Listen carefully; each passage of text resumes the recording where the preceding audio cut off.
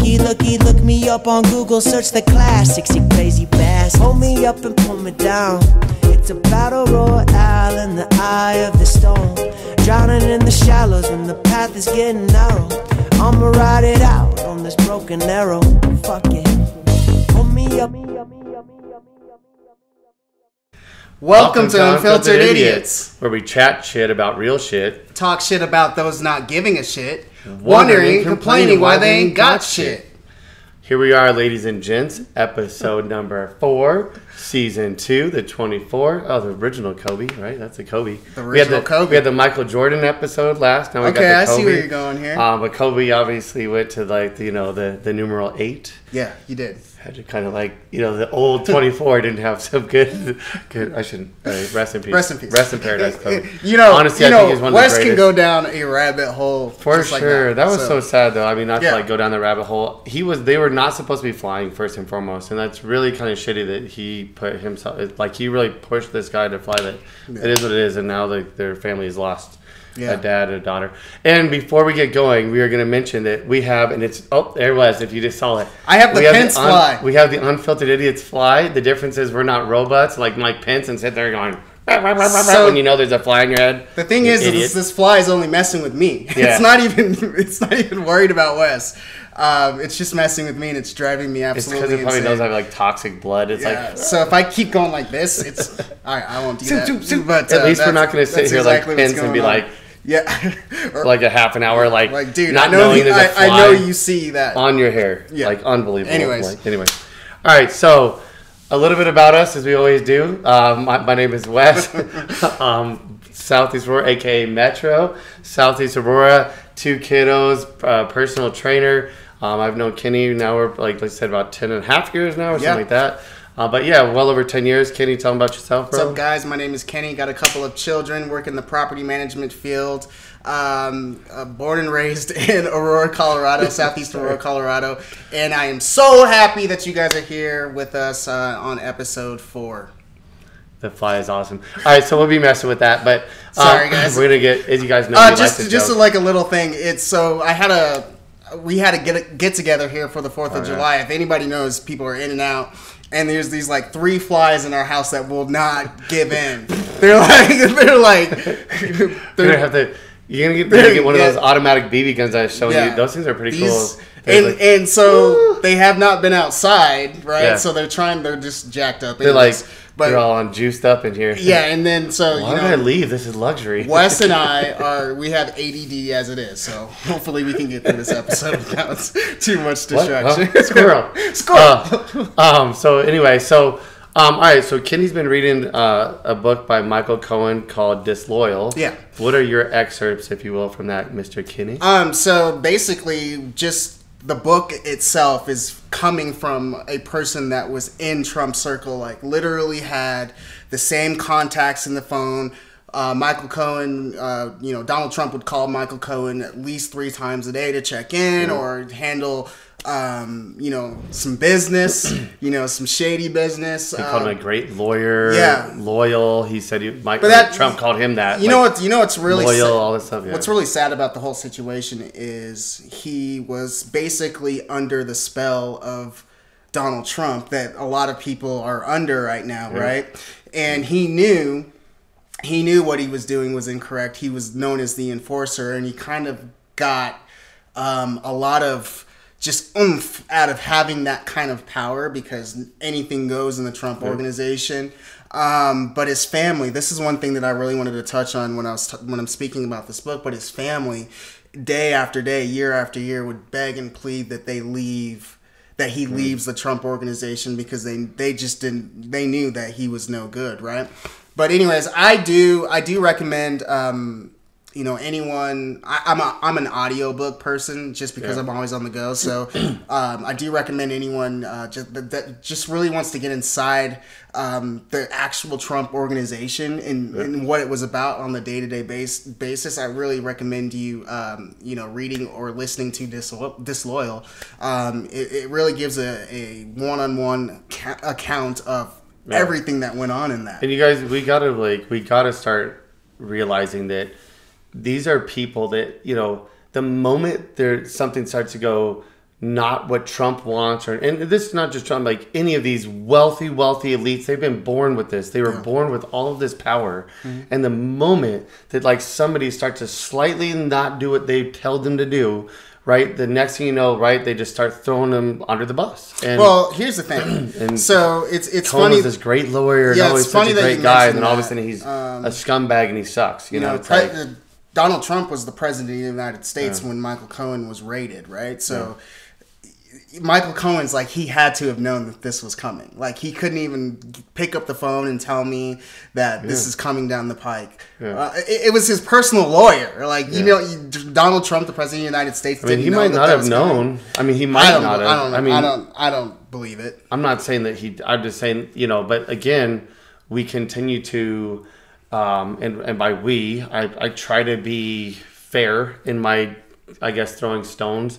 But frankly, I'm not in a glass house here because I don't see those people in the same light as when I say we. I'm again trying to be fair, but I really mean a lot of the folks who are not like us, who and on both sides. This is not even a left-right thing. I'm just talking about those who like they seem to think that the moment whatever wealthy person that they perceive on their side is claiming that, like, for example, oh, Kenny's the greatest dude. Kenny's the greatest. What's that? Kenny's about to go to prison for, like some horrific crime. And then all of a sudden they just start to like slide out of the stream. Yeah. And they start being like, oh yeah, Kenny's a bad guy. And it's like this like whole shove him away bullshit. And you guys fall for that. And it's like, and so let's bring it up. Like one of the things that Cohen talks about is he was what did he say? A frequent flyer to Jeffrey Epstein's island was Trump. Yeah. I mean, yeah, so basically, so Bill Clinton. We're not. This is not a left-right thing. Bill Clinton, Saudi princes, Prince William. It's really interesting to see that, and just to kind of hear that.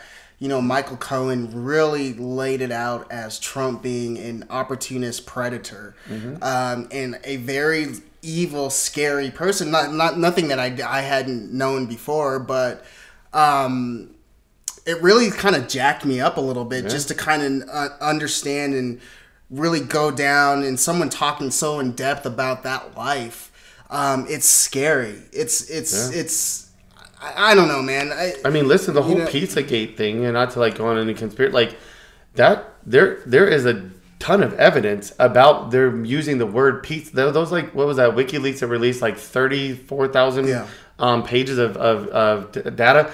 Like, and side note real quick while we're talking about WikiLeaks, Julian Assange is a a journalist. This nonsense of them going after him or anybody like him, for example, Snowden, same thing. Okay, these are whistleblowers. This is the whole point. We have that literally in our Constitution about people being whistleblowers. Yeah. So sorry to tangent for a second, but that shit irritates the hell out of me because they're trying to trump them up, and a pun intended a little bit, because this was also happening before Trump. But Trump was real quick to like WikiLeaks, and the moment part of those documents didn't help him either. This is what we're trying to tell you guys, and that's why I'll piggyback into why I'm explaining this, because the moment those documents didn't go in his favor, guess how quick he was like, hey, Clinton's, everybody else, Prince William, whomever, let's all get together and go after this guy, because he's about to like fuck up all of our deep secrets. He's gonna expose everything. Dude, the amount of times that the word pizza was used in these documents, and they were clearly using them. And I don't know, again, I'm not saying Trump, Clinton, I'm just saying that there was people within these documents that were using the word pizza who clearly were using it as a code word, and there was almost no other explanation for what the word pizza was meaning, that it was literally to order women and kids, like pedophiles, and some were even women of age, but they were still to be their sex trafficked workers. And that's, if you read some of these documents, it was very easy to see that pizza was this code word to like order, like you order pizza, but you're ordering anyway. It's really sad. It's really disgusting. Sad, and it's disgusting. And the more I do, you have a daughter, I have a daughter. The more I do my research on just politicians or wealthy people, right? Yeah, you know what I mean. It just goes to show you how jacked up we really are, and how much they get away with. And I'm really glad that there are people, or I would say warriors out there like we are, crusading and trying to get the truth out there, and trying to really uncover all of the madness that's going on. And I know that at some point in this podcast, we're going to start getting, hate, right? And I get but also, that. I think we're going to start getting people that are at some point, I know we've heard this stupid phrase, but like the fever's got to break. Yeah. People are just, right now, it's like, it's like a reality show, right? It's like they want... Yeah, but this is ridiculous at this point, right? Yeah, like, and I mean, on both sides yeah. at times, right? It's like a reality show, and it's like everyone loves... It's like, oh, the drama. And it's like, but we got to realize that, like, watching, I don't know, Bachelor, I mean, I don't watch it, but like something like that, that is not something that literally is going to impact your daily existence. Yeah. This is. And when you continue to like let these people tell you who they're not, when we have on video all kinds of evidence, every one of those women that were, and they were underage at the time, so sure. Girls that were being raped, some of them were overage, absolutely, still being raped, but you're talking about pedophiles as well as just rapists. Mm-hmm. These women all mentioned, they all said, not all of them, but like there was, I don't know, about a half dozen of them that said that Trump, Clinton, Prince William, some Saudi princes, some of the biggest names that were some of the guys that were there having sex with him, raping him. So here's my thing, with Donald Trump, and it's to the point where the American people don't even care. Yeah, they don't even care that he's involved. They've conditioned you to like. They don't even care that even on the right or the left, they don't even care that Bill Clinton was involved with that, and we have to get to a certain extent. Like, I don't care about Monica Lewinsky. I don't care. I mean, like, that's a marital affair. That's their own personal business. Lying was not cool, but, like, I don't care about that. Going to an island where you're having raping, sex traffic young girls or young women. What I'm saying is, it's just so ridiculous that we're to a point where we can just overlook all of these things that these people do. And again, I will, beg you guys to read Michael Cohen's book again, because he outlines every action and every deed that he was given by Donald Trump. And Donald Trump did it in such a way, and he'll even say in his book that Donald Trump didn't use email because he didn't want any paper traces. He had everybody else do his dirty work. But he would go as far as they would have a look. He'd go in his office, do a dirty or a code word or something, give him a look, and he'd be off to the races. It was just that. So anyways, and so I don't have an issue with Trump, like, for example, lying to his wife about their marriage. I'm not saying I don't have any issue with it. Obviously it's not cool, but like lying to Melania while he was having a full-blown relationship with Karen McDougal, or like having an affair with Stormy Daniels, where the issue is, times, by the way. I was just going to say, where the issue is that you're using Cohen to be your facilitator, handing a briefcase. And guys, again, not to tangent, but this is the same bullshit they do to you to make you think that, like, if I'm sitting here and I'm, I don't know, CEO of this, let's say ExxonMobil, and I know the guy's name, right now we're just doing a role play. Sure. And I take my check and hand it to Kenny as the lobbyist at the same table, and I talk to Kenny and go, this is what I would like the bill to have into it, and Kenny slides the money to the politician. We all three are scumbags. Right. Like, trash, garbage scumbags. Yeah. So understand that Cohen's admitting it. I'm not saying, oh my God, he's a great guy. I'm going, he was a piece of shit. He was a piece of shit. He'll tell you he's a piece of shit. At least saying it. So, like, in many years from now, if he continues to do the right thing, I'll start to say, like, hey, listen, I respect you. Like, your respect level will gain, right? Because I'll go, hey, you're doing the right thing. Well, here's the thing. And anyone that asks me, I have a new light on Michael Cohen, right? But he's still a douchebag. I hate him. I can't stand any person that's like that. But he said that the Trump organization, after them realizing that he was going to put out this book, they started putting lawsuits on him, and he didn't care. He's like, I don't have anything anymore. You can sue the hell out of me. I don't have anything. You guys have taken everything from me at this point. Bro. So go ahead and do it. I have to get my side of the story out. So it's ridiculous. It's ridiculous. So to kind of like tie in, or I guess to transition as well too, but. So we bring this up because, this is the type of nonsense that they will get you guys to buy into on both sides. just like Michael Wolff's books, Fire and Fury, and then now his new one, Landslide. Yeah. Where he, Fire and Fury, and he was inside the White House, so this is somebody that was right there.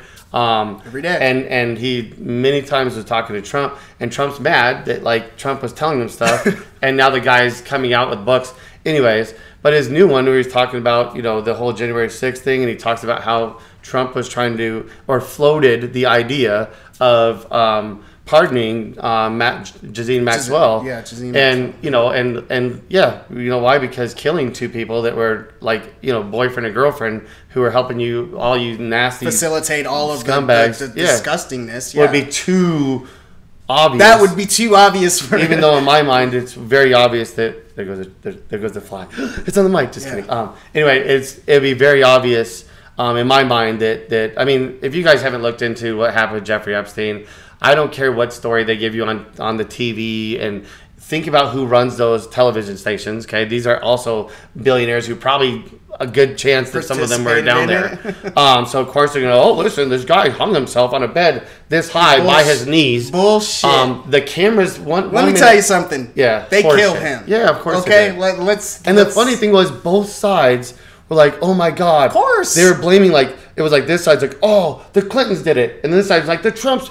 Yeah, they both got together because it benefited both of them. I'm not trying to blame it on one. I'm saying, like, this was the wealthiest of the wealthy. Amen, brother. The United Kingdom, the Saudi princes, all of them. He had to go. Yeah. He had to go. Come on.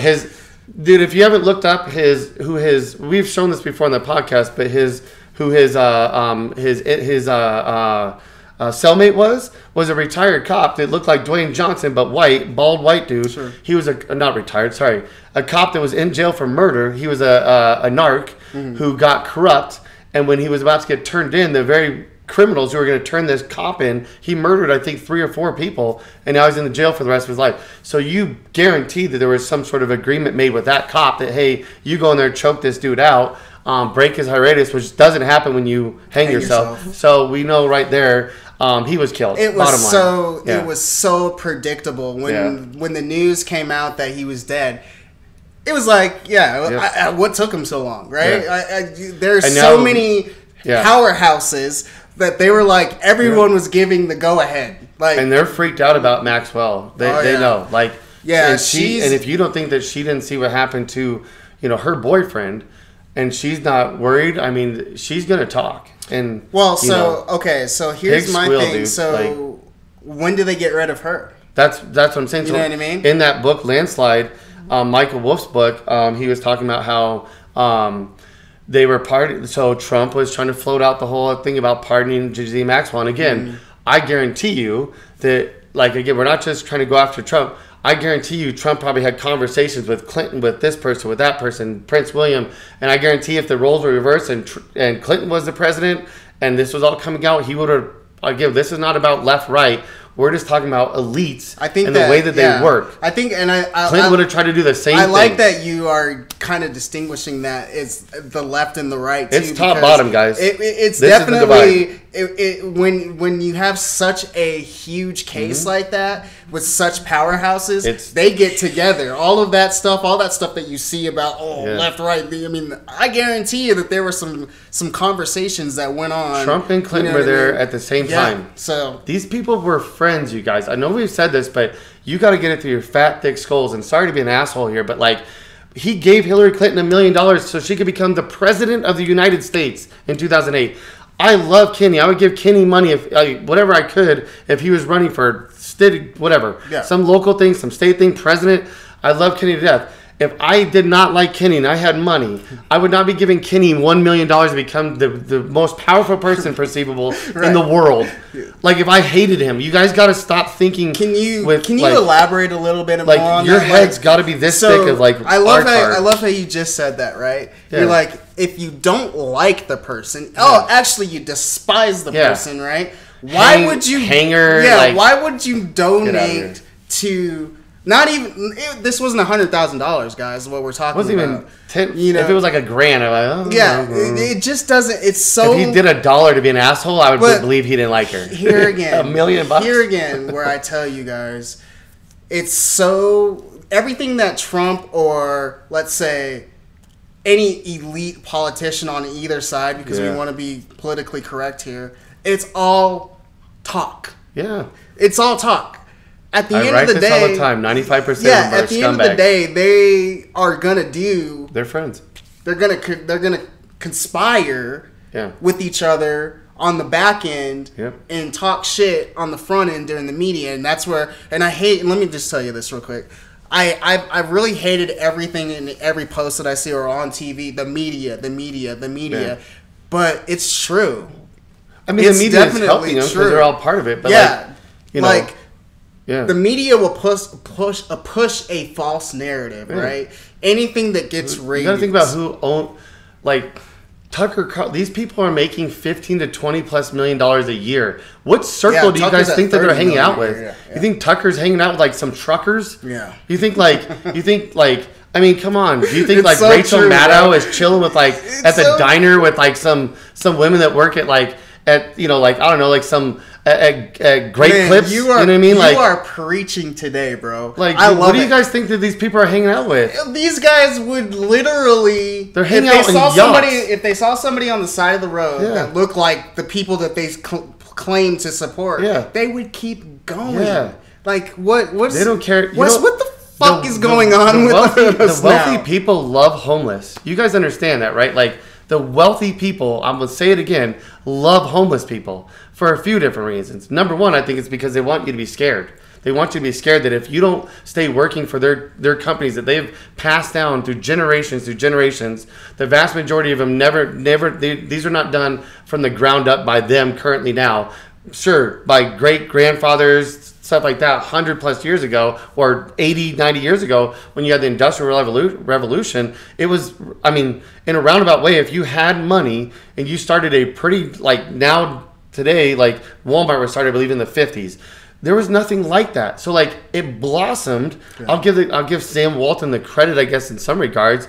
But like you didn't have to be some genius to do that. Yeah. So I say that they love those people because they want you to be afraid. They want you to like have that fear of like, oh my God, if I don't continue working for these companies, I'm going to be homeless like the people I see. And let me piggyback off of that. Yeah. And I'm glad that was a great segue into what I have to say. All of you guys that saw President Trump's, press conference the other day in regards to the lawsuits against, Twitter, Facebook, or whatever, and you donated money to that, I really don't know what else to say to you guys. Anytime that Donald Trump calls something like that, Donald Trump can't take on these giants. He doesn't have enough money. But what he did do is he added a link to those emails, right? So you could donate. Why donate $5, $10? Why do you have to pay somebody who's a perceivable billionaire to like make sure he's got enough money? Why do you have to pay for that? I'm so sick of him preying on these people, right? I'm so sick of him preying on these people that don't have money, and then time and time again, they continue to give their money. But again, I will say this. I was on Twitter and Parler. It seems like they've waken up a little bit. They're like, why is he asking us for money? Oh yeah. Like, don't send him. It's funny. It's such a mess. And then it's such a mess. What's his name? Oh damn. We didn't discuss it. We were going to talk, but it's okay. This is what a good conversation does. It kind of segues. But like, it's unfiltered, man. It's unfiltered. What's his damn name? Jason, freaking, I'm going to think of his name in a second. But he created an app literally called, it was just like Twitter. What is it called, dude? It should have been called Grifter. Grifter should have been the right word for it, but it was like that. It was on like Getter. It was called Getter. Yeah, that's the one that they're pushing at the CPAC. It was called Getter. Getter. It was just like Twitter, but Getter. And the whole idea was that they were going to have freedom of speech and da-da-da-da-da. Yeah. And guess what happened? One of the first people that started coming on there with, the loudest megaphone, because they usually have money. That doesn't mean that they're right. It just means that they probably have the most money to buy the biggest megaphone. Mm-hmm. So it was one of the leaders of the KKK. Yeah. And he was like on there just going batshit, about racism, da-da-da. And they had to kick him off. Because, oh no, guess what? You have to have some sort of terms of service. You have to, yeah. So to segue to that, to segue one of the things we want to talk about, I know it's he ridiculous. went on there and went all ham, didn't he? And then let me go back to that. They're like, all right, so this Trump, is a little bit too crazy. So they wanted Trump to be on there, and get this. That's why I said it should have been called grifter. Trump wanted to be paid for him to be on. I'm going to call it grifter, but Getter, the grifter Getter app, Getter grifter. And I just thought that was just so when I heard that, I was just like... So on brand. I was like, bro, he's literally grifting to grift. He's literally using his grift to make more money. I'm going to bring a bunch of followers. I'm going to bring a bunch of followers. Bring a huge following. Huge. The biggest amount of followers you've ever seen. Michael Cohen says that a lot in the book. Oh, yeah, too. huge. Yeah. So to transition to something that, along these lines, that is a very touchy subject, obviously, and it should be, was just as we've been talking about the elitists and kind of how these companies all came about. Well, I like to watch debates, and one of my favorite things is when a full stop libertarian calls in Sam Cedar on the Majority Report and wants to debate him, because Sam's an intelligent dude, and I'm not saying that these people don't have any good intelligent ideas, because there's parts of me that's libertarian. In fact, I posted this the other day. I said I think every single person in them, every person in the world has conservatism in them, liberalism and progressivism, libertarianism, socialism, if I didn't say that. I think everybody has a little bit of that, and some people are more one way than the other, absolutely.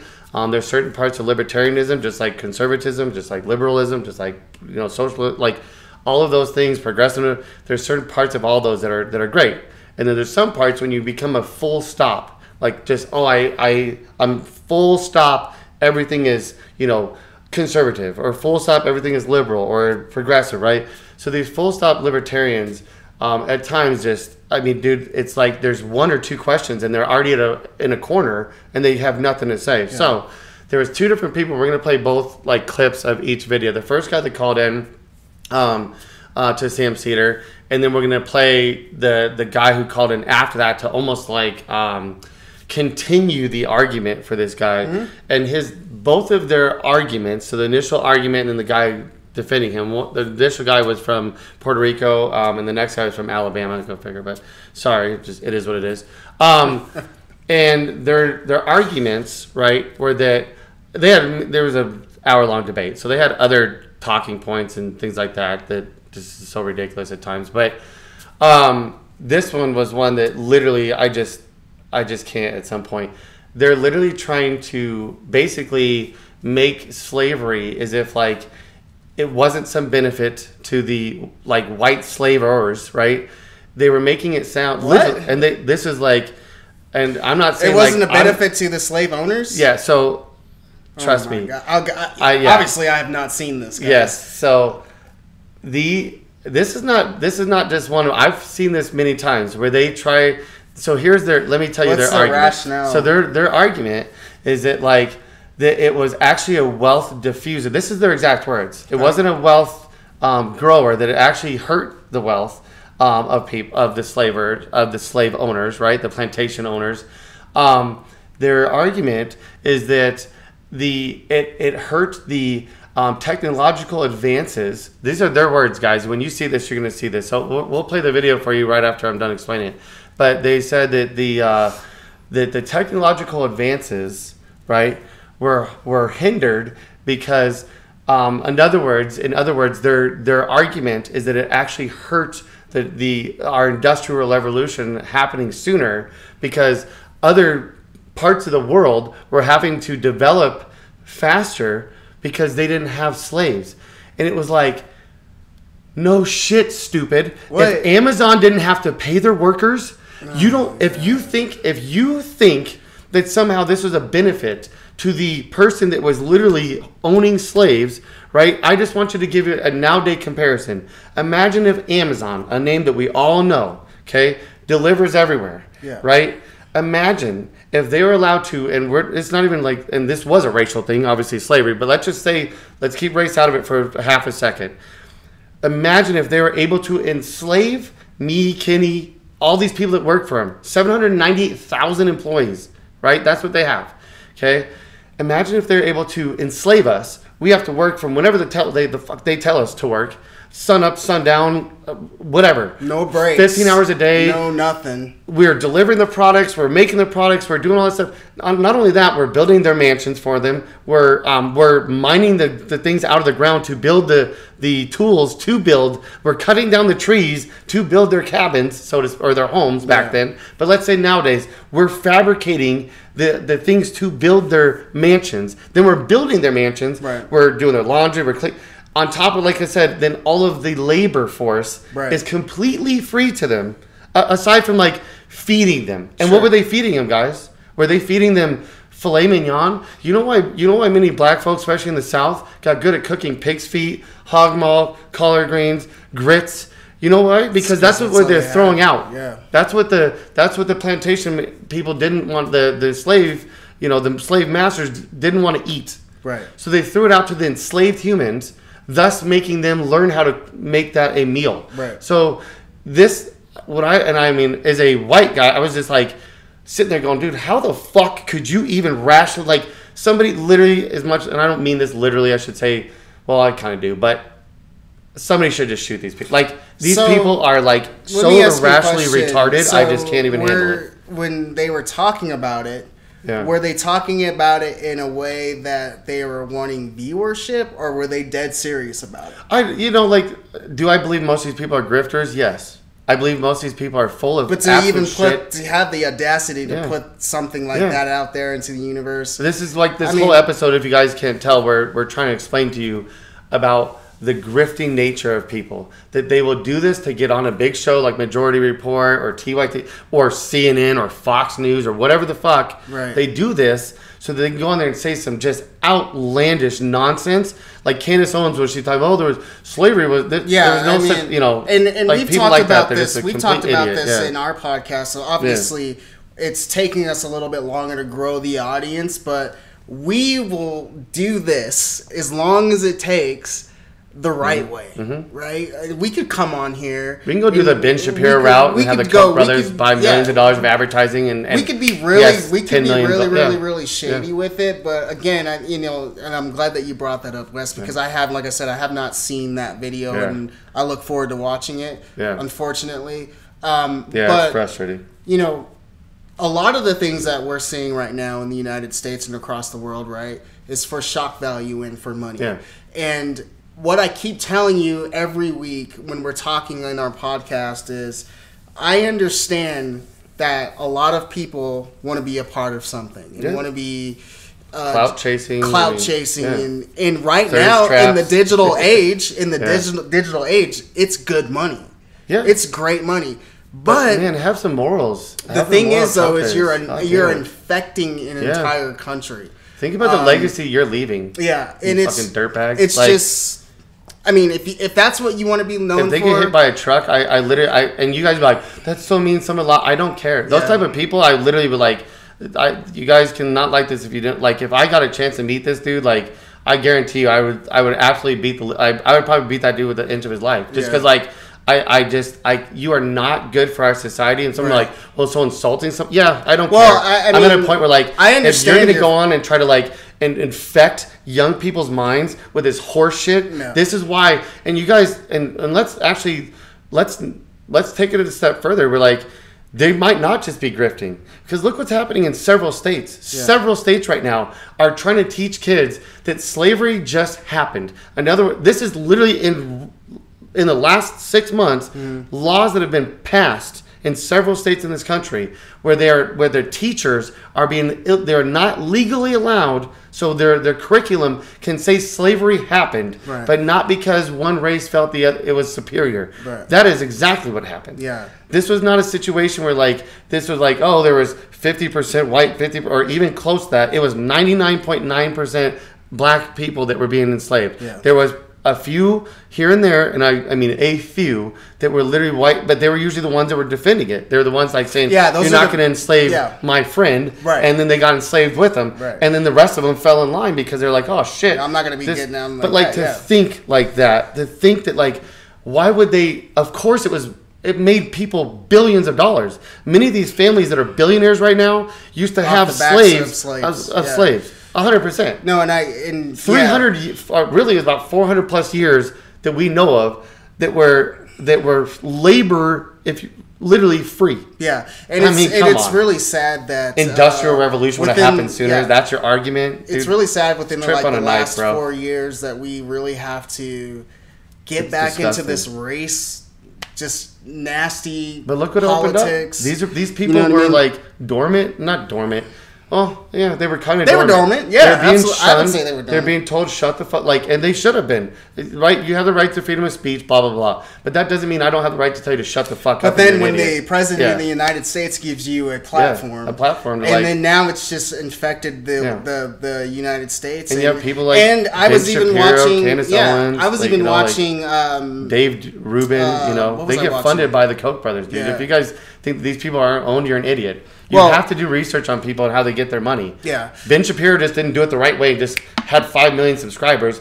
They did millions of dollars of advertising for him through Facebook, YouTube, all that. And as you all know, that stuff works. Yeah. Do any of you guys own blenders? The sunglasses? I know I have like 4 pairs. Why? Oh, because they advertise everywhere. Yeah. Well, when you have an ad everywhere, it's going to sweep up a lot of people. Right. And so what McDonald's works for a reason because they advertise everywhere. So the thing, with especially in respect to QAnon, I was watching a documentary yesterday, and it's really, really infecting Australia right now, all the way up to the Prime Minister, and you can go look that up on your own. Yeah. But it's just really getting sad out there, and I just hope for, I have to raise 2 young children in this. Unfortunately, your children are older, but you still have to. She's about to have you still have to watch this stuff because at the end of the day, those are your children. I might be having a child at the end of this year. I mean, we have something that we're working on. We haven't really told a lot of people. Guess it's out there now. But we have one of Gina's friends. That potentially is going to be carrying a child for it. So we might be, but I also have my grandchild that's going to be born in the next couple of weeks. He just likes dropping bombs on me, guys. Congratulations, bro. I hope that works out for you. He knew about the grandchild. He's at my the baby shower yesterday. Yeah. Shout out to Morgan. Shout out to Morgan. Love you, Morgan. But, and if not, we're going to be adopting a child under the age of 10 and over the age of 4 or 5 roughly from the county, which will be, that's one way or the other, we'll be having a child in the next 6 months. But, so yes, we are. And I've brought up kids in this, and my kids, as you all know, just like your kids, are taught to judge people, just like MLK said, by the content of the character, literally, not the skin color.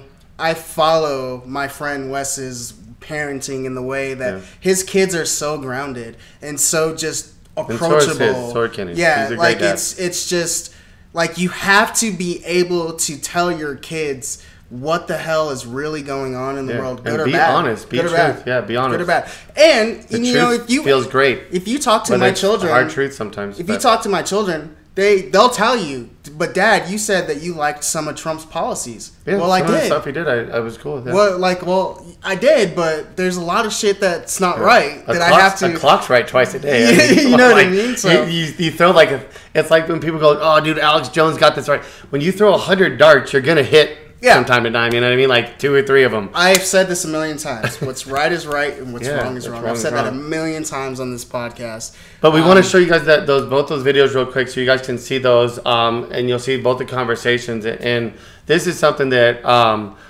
we want to talk about on the next. I would like to talk about on the next podcast because both of these, the one is an hour long, the other one I think is about 20 minutes. We're not going to play those for you. We're just playing like the little excerpts of like them talking about specifically about slavery.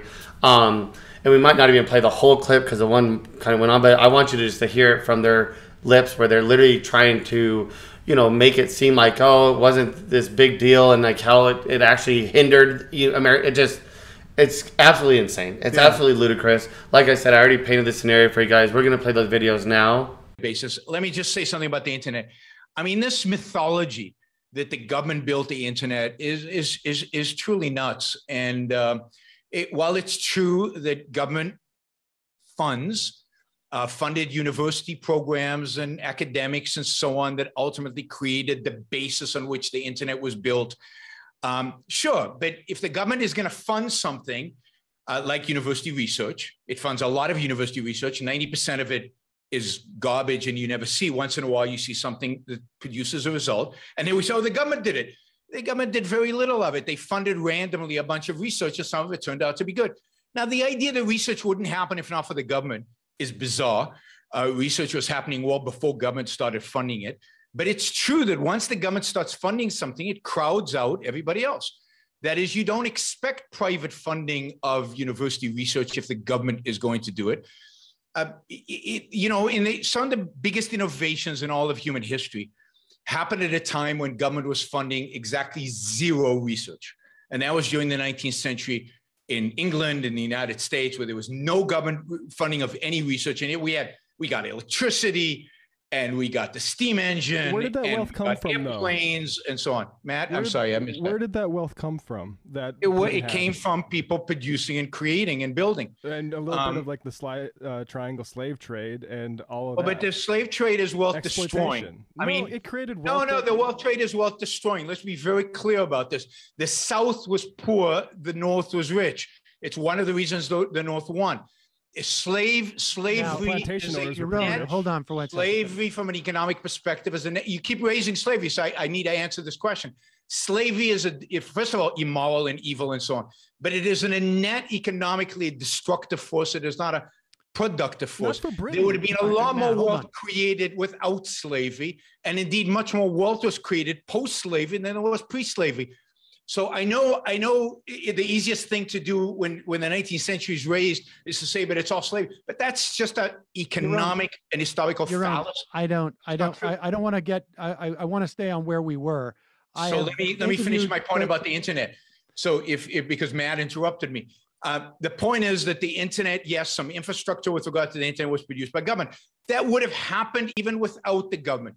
That is, there's plenty of capital flowing into research throughout the last couple of centuries without government flowing into it. So yes, so you're using a private service. I assume YouTube is making a lot of money off of your show. All right, good for them. Yaron, let me just address some of those. First of all, in terms of the slavery, I have interviewed at least a half a dozen authors who have written extensively that the Northern wealth was just as tied into the free labor and created the entire cotton industry, and it had knock-on effects throughout the world, including in Britain, because you had zero input in terms of labor, and cotton at that time was incredibly labor intensive to produce. And when you have the ability to produce that labor for nothing, virtually nothing, it has knock-on effects. But can I just say one thing about that, and then I'll let you. Slavery has existed from forever. We've had slavery. How about the triangle slave trade? All right, Matt, please. Slavery has existed. Matt, please. Slavery has existed forever. The fact is that something different happened in the 19th century, and it wasn't some innovation with regard to slavery. It was the discovery and the use of capitalism, and the fact that slave labor was mitigated. If you look at the actual wealth created during the 19th century, almost none of it was created as a consequence of slavery. And I know there's a massive political agenda of painting the 19th century in that way, but it is distortive and it is wrong. And if you look at the places in the world without slavery that has taken the same principles as capitalism developed in the 19th century in the United States, they developed wealth as fast, if not faster, than the United States. So the slavery issue is just a massive perversion and distortion. And it's sad to see that is the critique of Okay. A period that was. Listen, yeah. We're gonna let's just table this because I've literally interviewed a half a dozen people on this who are experts at this who disagree. Experts at a political angle on it. Okay, absolutely. I'm sure you haven't interviewed the experts that would mitigate that. That would say the opposite. I have actually talked to many libertarians before who've made the similar argument. Shelby Swift. Alacrity from Alabama. Swift yes. Alacrity. Okay. Yes. So I watched your Yaron versus Yaron debate. I watched it. And I just wanted to ask you a point. Can you hear me? Yes, it's Yaron, I believe is how you pronounce his name. Oh, forgive me. Anyway, I watched the debate, and there was this one point that there were several points, but the one that stood out to me the most was when you were addressing slavery with him, and you mentioned how you had interviewed several authors about slavery, about how it largely responsible for the economic boons experienced by various countries around the world, developed what are now developed countries that were developing then, from slavery and the slave triangle, like Matt said. So I just wanted to say that I think that is a bit, I don't know who the authors you spoke to were, but I think that is a bit of an oversimplification, given the fact that slavery, while yes, it can be used to generate capital formation, it does have several detrimental effects technologically and industrially. In fact, it's the abundance of slave labor that can actually inhibit technological advancement. And I have empirical evidence for this. Would you like me to detail it? I have some data. I mean, the idea that if I have free labor, an endless supply of free labor to pick cotton, so I don't now have to develop a mechanized cotton picker. Yeah, I mean, that doesn't seem terribly profound to me.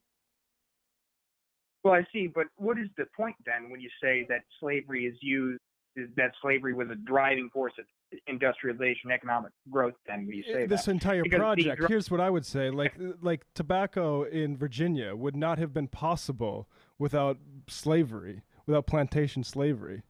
Like, so whether it had later effects on depressing industrial development or whatever, it's just not. It gave you the chance to do it. That's where those profits came from. Those profits were not possible without slavery. Yeah, I mean, and I'm not even sure what the point of saying, like, well, on day one, because slavery is involved there, that, I mean, if your argument is, hey, these folks were idiots because they went for the low-hanging fruit of enslaving people and getting free labor, and that's the way that they created the economic engine. They could have probably made 15 to 20% more had they waited a couple of years for somebody to invent a cotton picker. But they invented it with the profits they got from slavery. Of course. And let's be clear here. Like, the option of a plantation owner to, go and buy slaves or wait until someone invents a machine that picks cotton. Like, I don't even understand do I think that the existence of free labor that is far more accessible to everybody than machines that hypothetically might exist in the future where they're not free labor? I'm not even sure of, like, aside from that not being terribly profound, what is the point of that? What does that have to do with the argument that we had with Yaron? Well, a few things earlier. As you said earlier, that if my argument is that, well, they just should have waited for more inventions. No, I must say that is a mischaracterization. As how it relates back to Yaron, I'm not even sure what your point was in bringing it up in the first place. I didn't bring up slavery. He did. He said it was really easy to see whose fruits of the labor are. It's easy to attribute, like ownership, and it's definitely not. The history of this entire continent is that is not the case. Exactly. And it wasn't just like the white people were brought over here in bondage to serve in those places too, mainly to balance out the black demography. Well, first of all, Mr. Cedar, I wanted to mention that if you, again, as I say, I was addressing specifically when you defended it after Yaron had got done saying his bit. You then came in and said with the author, that you had interviewed like half a dozen authors, and you had said that was the case. But the thing is that you're not even refuting my point. You're simply saying that they could have made more if they didn't use slavery. That's a hypothetical that could be possible. But the point is, they did get slaves, and it did drive the free labor did drive the development of a cotton industry, or in the case of Virginia, a tobacco industry. It did provide opportunities for bankers in the North to finance and export. Early ports in the North were like servicing those ships. That's what, like, get some turpentine from like Boston, right? Like that's what those ports were important for, because the real money was in getting slaves to the Caribbean and sugar and rum out of there.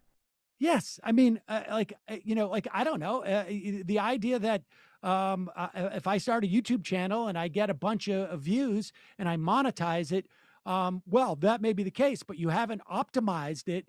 Well, okay, so there's room for me to make 20% more. I mean, even if I stipulate what you're talking about, which I will for the sake of argument, because I find it a completely irrelevant argument. What is your point?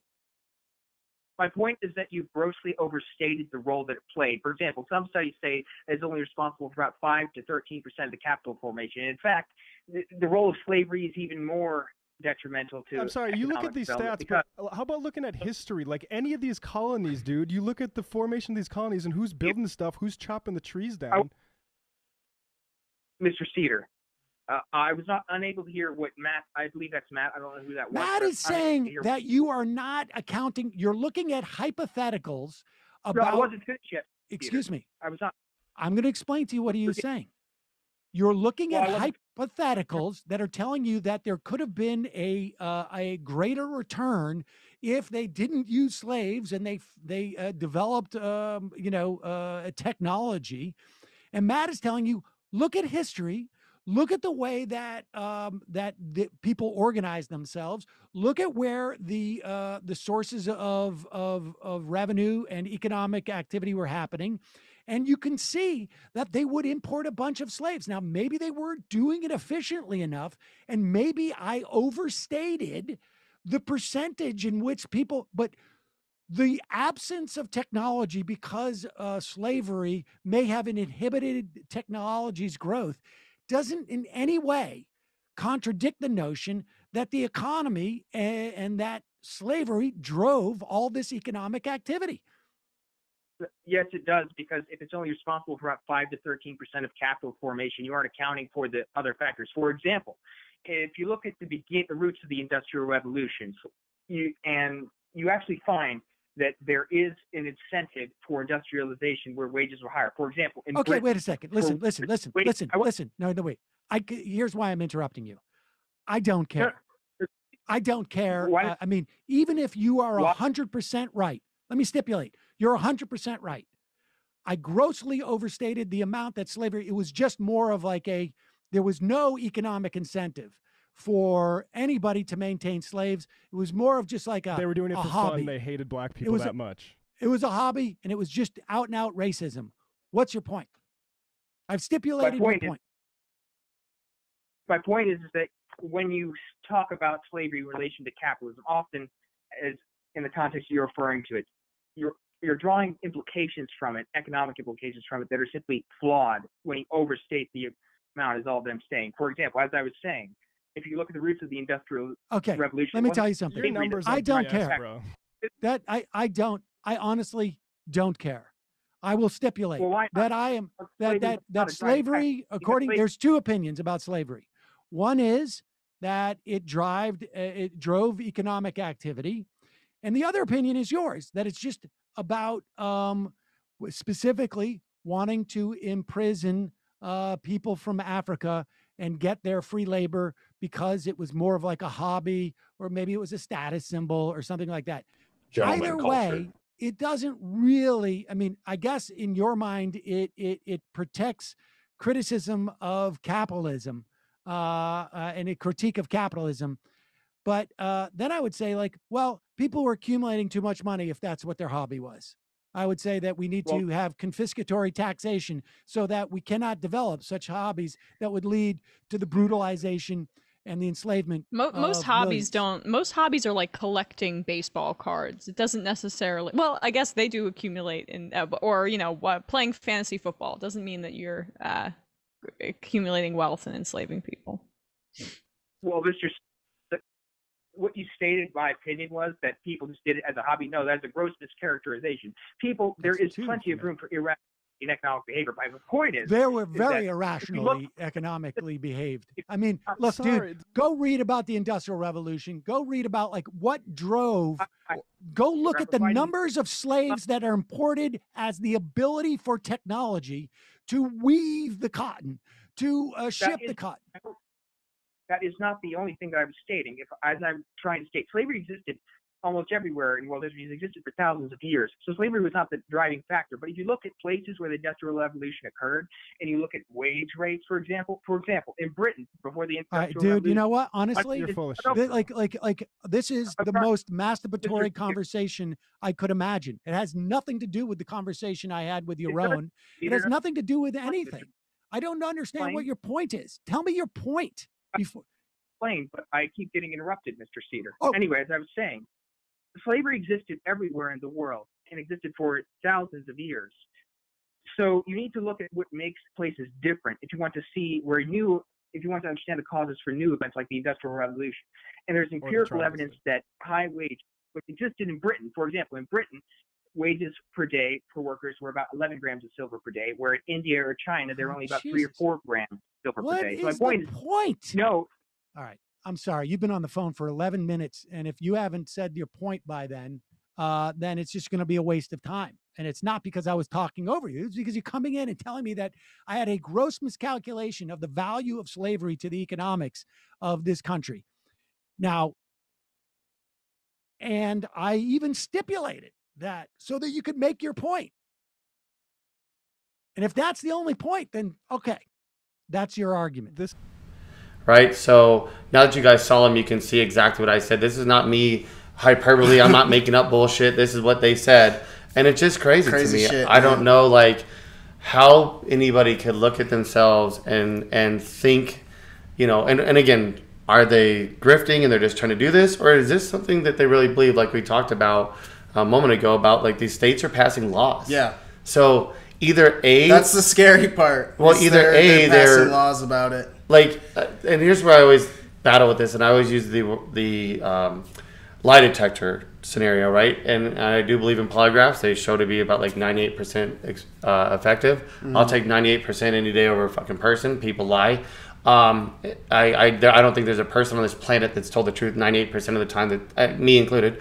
Everybody lies, just to what extent and what they're lying about. Some things are like minor, whatever. But point is, I'll take a lie detector test any fucking day over somebody's word. I don't know why we don't use them in court. Well, I do, but that's another we talked about. Anyway, so I believe that many of these people don't really believe this subconsciously. Yeah. But they're willing to put their bullshit in their head, and that, or just they're so frontal brain where they just go, we want to have teachers not being allowed to teach what really slavery was about. Yeah. It was about racism. Yeah.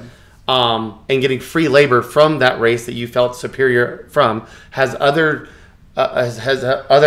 countries done this? Yes. And many of them, they enslaved people that were typically brown or black skin. Like the United Kingdom did a lot of went through Africa as well. So did the Dutch. Mm-hmm. So I mean, look at what happened, all the way down to South Africa. I mean, right? So, and then yes, were there ones that enslaved their own people? Absolutely. But they predominantly, and when I say I guess my question is, what's the end goal here? Where are they trying to? They're trying to Are they trying to enslave my people again? No, because that's not never going to happen. Well, no. What they're trying to do is just like they're doing with the January 6th thing. Not to tangent, but they're trying to make it seem like as if what happened in January 6th. Oh yeah, exactly.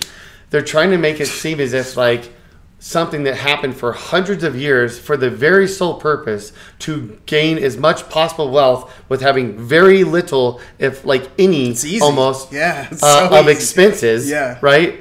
They're trying to make this they just don't want kids to be taught this because they don't want them to know the truth. Right. So they want their kids to go to school, and this is exactly what their bullshit ass side, and now I am talking left and right, because that bullshit side, frankly, is the one that sits there and talking about, freedom of speech, all this crap. And then the moment it's about actually telling the truth about what happened, they want every suppression of speech possible. Right. They want teachers who knowingly know that... That's what he's speaking truth right now, They want teachers who knowingly know the truth to legally not allowed to put that in their curriculum. And then when somebody said that on Fox News...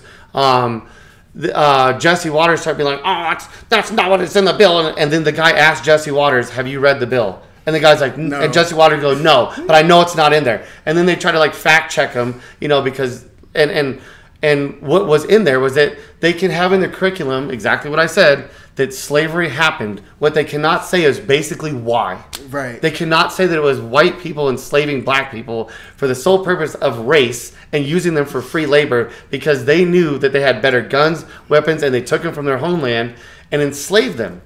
And they cannot say that. They have to just say that it just fucking was like as if I got a drink of water. Oh, that just happened. But nothing about why.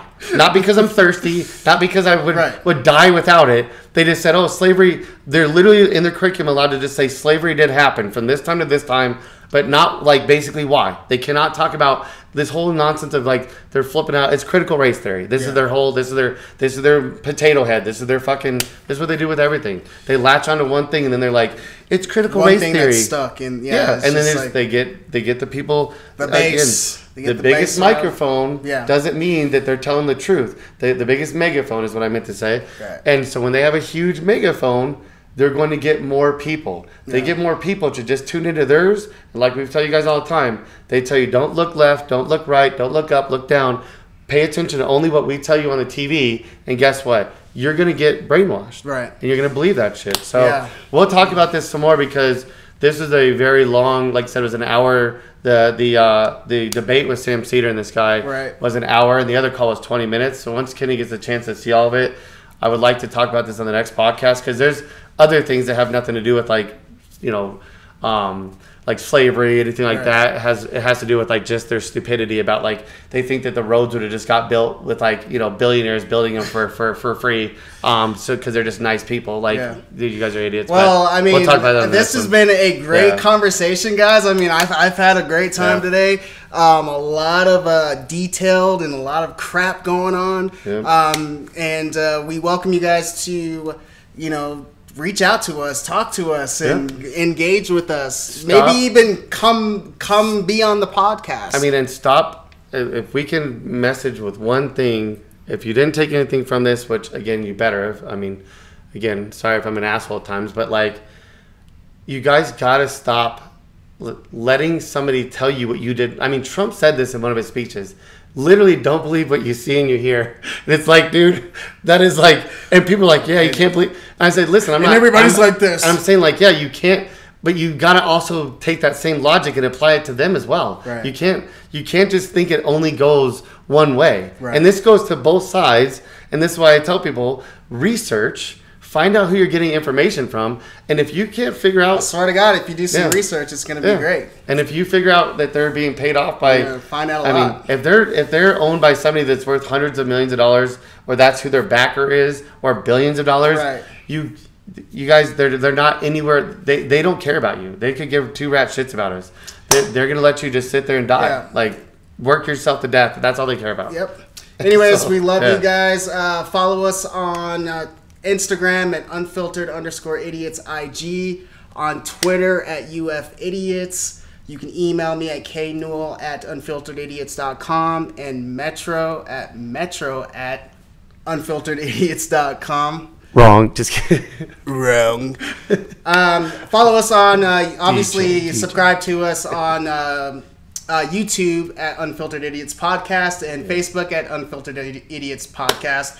Spotify, Anchor. Oh yeah, we are everywhere. It's all gonna bing, bing, bing, bing. It's all gonna come up. Thank you guys so much. Great conversation. We love you. We out. Peace. Look me up on Google. Search the classics. You crazy bass. Hold me up and pull me down. It's a battle royale in the eye of the storm. Drowning in the shallows when the path is getting narrow. I'ma ride it out on this broken arrow. Fuck it. Hold me up.